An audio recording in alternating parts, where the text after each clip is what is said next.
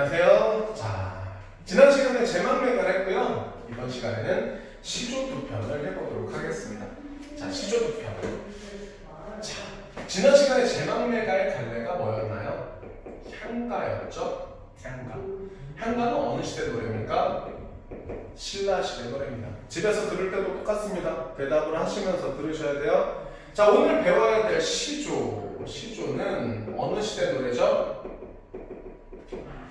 조선시대 노래입니다. 그치? 자, 이 조선시대 노래인 시조를 바로 이어서 배우는 이유는 이 단원의 학습 목표인 뭐를 배워보도록 하기 위함서입니다. 문학적 전통의 계승이라는 것에 대해서 제대로 학습을 하기 위해서인데, 제가 그 문학 작품을 볼 때는 어떤 측면과 어떤 측면을 잘 봐야 된다 그랬어요? 내용적 측면과 형식적 측면을 잘 봐야 된다라고 이야기했습니다. 자, 내용적 측면. 제막매가 복습해봅시다. 제막매가의 주제 뭐였습니까? 혈육과의 이별로 인한 슬픔과 재회에 대한 의지, 소망이었습니다. 그렇죠? 자, 그리고 형식적 특징, 19체형의 형식적 특징 두 가지 꼭 기억하라고 이야기했었죠. 그렇죠? 1번 뭐였어요? 기서결의 몇 단 구성? 3단 구성. 그죠? 두 번째, 낙구의 감탄사를 통해서 뭐가? 시상이 전환되고 집약된다는 거 꼭 기억하셔야 됩니다. 자, 먼저 시조의 형식부터 볼 텐데, 두 편의 시조는 둘 다 무슨 시조예요? 평시조죠. 평시조. 자, 평시조의 전형적 형식에 대해서 먼저 알아볼 텐데, 자, 평시조 형식 어떻게 됩니까? 첫 번째 대답하고 있습니까? 3장 6구 45자 내외다. 두 번째 몇 음보의 율격을 취한다? 4음보의 율격을 취한다. 세 번째 종장의 첫 음보는 몇 음절로? 3음절로 뭐 된다? 고정된다라는 형식적 특징을 반드시 기억을 해두셔야겠습니다. 자, 지금 여기서 벌써 어떤 형식적 전통이 계승됐는지 나왔어요. 첫 번째, 3장이라는 점. 제막매가 19체 향가가 몇 구체? 뭐뭐뭐의 3단 구성이었죠? 기, 서, 결의 3단 구성이었던 것처럼 평시조가 그것을 계승하여 초장, 중장, 종장, 3장의 형식을 갖추는 거죠. 이해했습니까? 두 번째, 19체 향가는 결구, 낙구의 시상의 집약과 전환이 이루어지고 그의 감탄사로 표현된다고 했죠? 지금 이 작품들에서 나타나 있지 않지만 시조 작품들의 많은 예들은 종장의 첫음보가 3음절로 고정되는 것뿐만이 아니라 감탄사가 나타나는 경우가 있고 거기에 뭐가 나타난다? 시상의 집약과 전환이 이루어진다라는 형식적 특징을 가진다는 거 이해하셔야 됩니다. 알겠죠? 뭐가 계승됐네요? 문학적 전통 중에서 형식적 측면의 계승에 대해서 먼저 살펴봤고, 자, 이제 내용으로 들어가도록 할 텐데, 자, 한 작품은 송순이라는 사대부가 지은 작품이고, 두 번째 작품은 황진이가 지은 기생이 지은 시조입니다. 자, 봐봐. 우리 평상시 수업할 때 이런 설명 많이 들었었을 거예요. 그쵸? 고전 시간은 작가가 누군지에 따라서 주제도 달라지고 표현 방식도 달라진다 라고 이야기했었고, 사대부들이 지은 작품은 뭐 아니면 뭐다? 뭐 아니면 뭐다?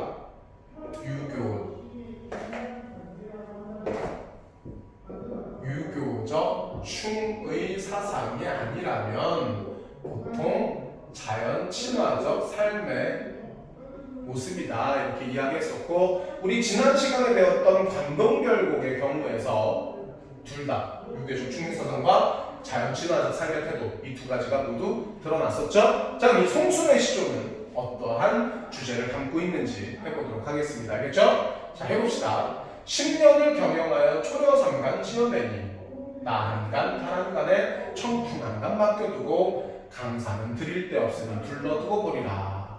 어때요? 나만 읽었습니까? 같이 읽었습니까? 자, 같이 읽었을 거라 생각하고 봅시다. 10년을 경영하여 10년 동안 어떤 일을 진행해서 뭐 지었대요? 초려 3간, 3칸짜리 초가집을 지었답니다. 오늘날 식으로 생각하면 굉장히 무능력하다고 생각할 수 있는데 여기서는 어떻게 해석을 해야 되느냐? 이 사람은 뭐가 없구나, 욕심이 없구나, 어떤 삶의 태도를 지향하는구나, 소박한 삶의 태도를 지향하는구나 라고 생각을 하셔야 됩니다. 그리고 여기서 어떤 한자성어를 떠올릴 수 있어야 되죠.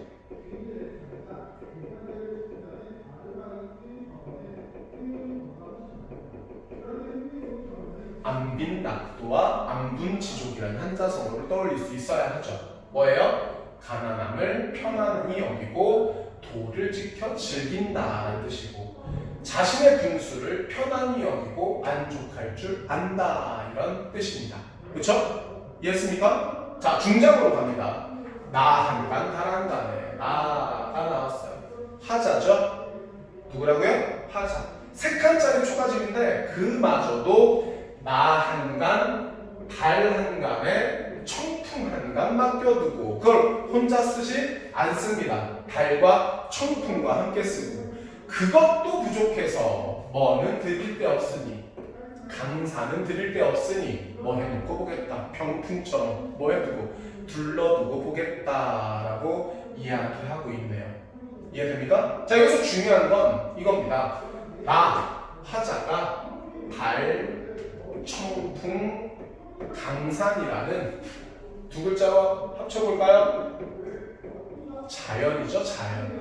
자연과 뭐 하고자 하는 태도, 합일, 하나가 되고자 하는 태도, 뭐를 이루면서 살아가고자 하는 태도, 조화를 이루면서 살아가고자 하는 삶의 태도가 나타난다는 점이 특징이라고 할 수 있고, 이와 같은 거 한자성어로 뭐라고 한다고 우리가 또 알고 있습니까?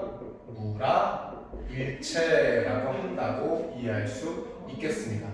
그리고 이 상상력이 얼마나 뛰어난지, 지금 중장에 보면 집 안에만 자연과 함께 하는 게 아니고요, 집 밖에 강산을 둘러두고 그와도 함께 하겠다라고 이야기하고 있습니다. 그렇죠? 그러니까 이 시조에서는 집 안과 집 밖의 경계조차도 뭐하는 허물고 자연과 뭐를 이루겠다는 합일과 조화를 이루겠다는 하자의 가치관이 잘 나타나고 있다고 볼 수가 있겠네요. 이해하셨습니까? 뒤에 학습활동 내용과 연관 지어지는 거니까 반드시 기억을 해두셔야 됩니다. 이해했죠? 자, 첫 번째 시조 봤고요. 자, 두 번째 시조 보도록 하겠습니다. 자, 두 번째 시조 상진의 시조인데, 아까 사대부 계층의 시조의 주제의식 두 가지에 대해서 이야기했다면, 이번엔 기생, 기녀문학의 특징입니다. 뭐예요?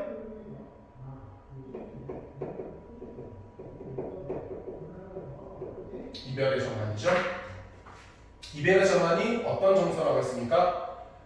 우리 민족 고유의 서정이라고 불릴 정도로 우리 문학작품에 자주 등장하는 주제의식이고, 앞에 배웠던 제막내가에서도 혈육과의 사별로 인한 슬픔인데 결국 뭐를 노래한 거였습니다?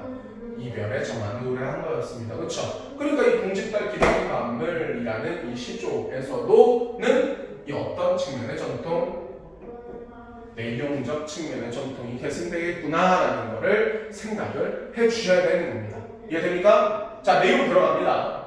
자, 동짓달 기나긴 밤을 한 허리를 베었네요. 춘풍 이불 아래 서리서리 넣었다가 어른이 모신 날 밤이 얻은 구비구비 편이라 라고 얘기했는데, 자, 엄청 많이 배웠던 작품일 거라서 잘 알겠지만 그래도 확실하게 다시 한번 봅시다. 동짓달 기나긴 밤이라고, 자, 밤이라는 것은 어떤 관념? 시간이죠, 시간. 눈에 보이지 않는 우리 인간들의 뭐에만, 관념에만 존재하는 대상입니다. 어떤 관념이라고 하죠? 추상적 관념이라고 하죠. 추상적 관념. 그런데 그걸 한 허리를, 즉 밤이라는 긴 어떤 물체가 있어서 그걸 한 부분을 베어냈다라고 추상적 관념을 어떻게 표현하고 있는 거예요? 구체화해서 표현하고 있는 거죠. 어떤 이미지로? 눈에 보이는 구체적인 이미지로 감각적으로 시각화해서 표현했다 이렇게 이해할 수 있습니다. 아주 중요한 표현상의 특징이에요. 동짓달 기나긴 밤 그래서 한 허리를 잘라내서 춘풍이불 아래 서리서리 넣었다가 그래서 춘풍이불 춘풍 뭐예요? 봄바람인데 그걸 이불이라고 따뜻함의 이미지를 더 강조해 줬습니다. 그렇죠? 자, 사실 이건 약간 TMI일 수는 있는데 여기서 동지와 춘풍은 동지 1년 중 밤이 가장 긴 날로 겨울이죠. 그래서 차가운 감각이 느껴지고 춘풍 봄바람이잖아요. 그래서 어때? 따뜻하죠? 그래서 이걸 이렇게 이야기해 주시는 선생님들도 있을 거예요. 촉각적 심상의 대비가 나타난다 이렇게 이야기해 주는 선생님들도 있을 수 있습니다. 자, 어쨌든 이불 아래 서리서리 넣었다가 라고 해서 이때 이 서리서리라는 것은 의태어죠. 의태어. 어떤 의미의 의태어죠? 가늘고 긴 물건을 둘둘 말아놓은 모양을 흉내낸 의태어입니다. 그치? 자, 의태어. 다른 말로 뭐라고도 해요? 음성 상징어라고도 하는데, 자, 이런 거 나오면 어떻게 이야기할 수 있어야 된다고 했습니까? 아, 감각적 표현이 두드러진다. 어떤 표현이 두드러진다? 감각적 표현이 두드러진다 라고 얘기할 수 있어야 되고, 자, 대부분의 의태어, 의성어 같은 음성 상징어들은 어때요? 반복적으로 나타나죠? 뭐 형성에 기여한다, 운율 형성에 기여한다 라고 얘기할 수 있어야 되고, 자, 이런 음성 상징어는 뭐마다 다르다고 그랬습니까? 나라마다, 언어마다 다르다고 그랬죠? 그래서 이러한 음성 상징어의 사용은 우리말의 아름다움, 다른 말로 문학적 표현으로 묘미라고 하죠. 그렇죠? 우리말의 묘미를 높여준다 라는 표현상의 효과가 있다는 거 기억해 주셔야 됩니다. 알겠죠? 시간을 가늘고 긴 물건인 것처럼 표현하는 거예요. 그래서 잘라낸 걸 이렇게 둘둘둘 말아놨다. 그래서 뭐 오신 날 밤이어든 어른님 오신 날 밤이어든 아주 중요한 시험 나왔습니다. 어른님 무슨 뜻이죠? 무슨 뜻이에요? 사랑하는 이가 오신 날 밤이어든 어떻게 하겠답니다. 구비구비 편이다라고 또 뭐 사용했어요? 또 의태어를 사용했네요. 자, 무슨 말입니까? 지금 어른님 오신 날 밤이어든 구비구비 편이라는 얘기는 결국 현재 내 곁에는 이미 없다, 이미 뭐 하는 상황이다, 부재하는 상황이라는 뜻입니다. 선생님이 여기 이제 빛이 비쳐서 보이는지 확인하러 갔다 왔습니다. 이미 부재하는 상황입니다. 임과 뭐 한 상황에 놓여 있는 거죠? 이별한 상황에 놓여 있는 거죠. 그 이별한 상황에서 임과 함께하기를 바라는 마음, 기대와 소망을 표현하고 있는 작품이다 이렇게 볼 수 있고, 그럼 이때 뭐랑 뭐는 동짓달 기나긴 밤이라는 시간과 어른님 오신 날 밤이라는 이 시간은 서로 어떤 관계에 있다고 얘기할 수 있겠습니까? 대비, 대조적인 관계에 있다라고 이야기할 수가 있겠죠. 그죠? 자, 앞의 시간, 동짓달 기나긴 밤은 화자에게는 어떤 시간이죠?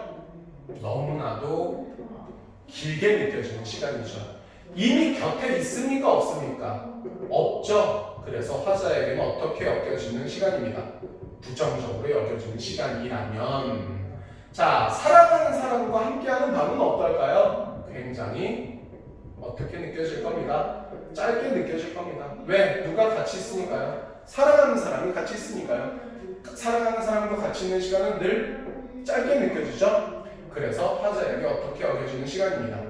긍정적으로 여겨지는 시간입니다. 그러니까 화자는 동짓달 기나긴 밤처럼 이렇게 길게 느껴지는 시간을 한 부분을 또 뭐 해다가 떼어다가 자기가 짧게 느껴지는 이 시간에다가 이어 붙여서 임과 오랜 시간을 함께하고 싶다 이런 소망을 표현하고 있는 작품이라고 이해하시면 되겠습니다. 이해했습니까? 자, 그럼 이제 학습 활동으로 넘어가 보도록 할 텐데, 학습 활동에 있는 내용들은 자습서를 보면서 꼼꼼히 살펴보도록 하시고, 선생님은 뒤에 나오는 연계 작품을 설명을 하는 것으로 진행을 하겠습니다. 그 뒤에 읽어보면 학습활동 읽어보면 꼼꼼히 읽어보면 잘 이해하실 수 있어요. 하지만 중요한 건 뒤에 빈칸 과제를 하시면 정말 꼼꼼히 읽어보셔야 된다는 점. 알겠죠? 제대로 하시는지 확인할 겁니다. 오프라인인데. 알겠죠? 자, 다음 무슨 시조? 사설시조 하는 부분이 있습니다. 찾으셨죠? 자, 이 사설시조를 동짓달 기나긴바들과 비교하며 감상해보자. 그리고 두 작품의 공통점과 차이점을 파악해보자라고 했는데, 자, 일단 이 사설시조라는 거. 무슨 시조라는 거? 사설시조. 언제 등장했죠?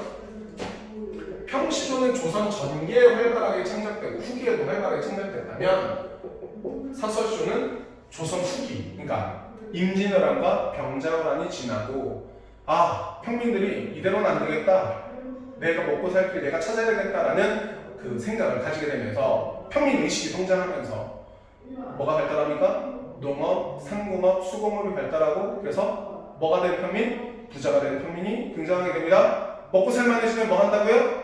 다른 즐길거리에도 관심을 갖게 되는데 그래서 평민들이 시조 창작에 참여하게 되면서 다시 뭐라고? 평민들이 시조 창작에 참여하게 되면서 창작되기 시작한 시조가 무슨 시조죠? 사설시조입니다. 자, 아무래도 이 평민, 서민들은 사대부들에 비해서 어때요? 형식에 구애받지, 격식에 구애받지 않았죠? 그죠? 그래서 뭐가 이루어지는데 형식의 파격이 나타나게 되는데, 자, 특히 어떤 부분이 중장이 뭐 된다? 장형화된다. 여기 미음님부터 돌아가는 한다까지가 중장 부분으로 어떻게 표현됐어요? 길게 표현됐죠? 절대 사음부라고 얘기할 수 없겠죠? 이해하셨습니까? 그래서 자신들의 감정을 보다 어떻게 구체적으로 진솔하게 표현할 수 있었다라는 거 이해하셔야 되는 내용입니다. 이해됩니까? 자, 그러면 내용을 한번 보도록 할 텐데 봅시다. 개를 11문이나 기르되 요 개같이 얄미우랴 라고 어떤 표현법 사용했어요? 서리법을 사용했습니다. 엄청 얄미운가 봐요. 개에 대한 누구의 화자의 얄미움의 감정이 표현됐습니다. 왜 얄미울까? 궁금합니까? 안 궁금합니까? 궁금하죠? 자, 이유를 중장에서 구체적으로 제시를 해줍니다. 미운이 오면, 못생긴 애 오면, 싫어하는 애 오면 꼬리를 회회 치며 뭐 사용했어요? 의태어 사용했네요. 이거 뭐예요? 공통점에 해당합니다. 그렇죠? 치며뛰라 말이뛰라 반겨서 내갖고 고운이 오면 뭐한 예쁜 사람, 사랑하는 사람이 오면 깃발을 버둥버둥 무랑 나오라 캉캉 짖어서 돌아오게 한다. 버둥버둥 또 뭐 사용했어요? 의태어. 하지만 캉캉 의성어는 앞에 뭐에서 나오지 않았었죠? 동짓달 기나긴 밤에서 나오지 않았었죠. 그렇죠? 자, 이 의태어 의성어 뭐라고 합니까? 음성상징어라고 하죠. 어떻게 표현하는 거라고요? 감각적으로 표현한 거라고 했습니다. 뭐 형성한다고요? 운율 형성하는데 기여합니다. 그죠? 그리고 뭐를 살린다고요? 우리말의 묘미를 잘 살려주는 표현입니다. 왜? 자, 화자가 개를 미워하는 이유 이해했습니까? 자, 그 다음 종장 화자의 뭐가 정서가 집약되는 부분입니다. 쉰밥이 그릇 난들. 옛날에 우리 평민들의 삶이 그렇게 넉넉지 않았는데 밥이 쉴 리가 있겠습니까? 어떤 표현이라고 할 수 있겠죠? 다소 과장된 표현이라고 얘기할 수 있겠죠. 그렇죠? 쉰밥이 그릇 난들. 너 누구예요? 개를 너라고 했으니까 뭐에서 표현한 겁니다? 의인화에서 표현한 거죠. 먹일 줄 있겠느냐? 너 안 먹여. 너 절대 안 줄 거야. 라는 어떤 표현으로 서리적인 표현으로 마무리하고 있다라고 보시면 되겠습니다. 자, 결국 화자가 지금 개를 얄밉다라고 느끼고 있는 이유는 저 개 때문에 내가 사랑하는 사람이 나에게 오지 않고 있어. 라고 이야기하는 거죠. 이해됩니까? 그러면 결국 이 작품도 무엇을 노래하고 있는 작품이구나. 이별의 전환이라는 주제의식을 노래하고 있는 작품이구나 라고 이해할 수 있고, 그렇다면 이 작품에서는 표면적으로는 누구에 대해서 얄미움을 표현하고 있지만, 개에 대한 얄미움을 표현하고 있지만, 실제로는 그 이면에는 누구에 대한, 임에 대한, 뭐 하지 않는, 자신을 보러 와주지 않는 임에 대한 원망, 그리움이 담겨있는 작품이구나라고 볼 수 있겠습니다. 이해하셨나요? 자, 그래서 이 내용 공통점과 차이점은 자서에 잘 설명이 되어 있으니까 자서의 내용을 읽어보도록 합니다. 꼭 읽어보셔야 합니다. 알겠죠? 자, 그리고 뒤에 학습활동의 작품이 하나 더 제시되는데, 자, 이 작품은 나중에 학교 수업 상황에 따라서 필요하면 다시 설명하도록 하겠습니다. 알겠죠? 수고하셨습니다.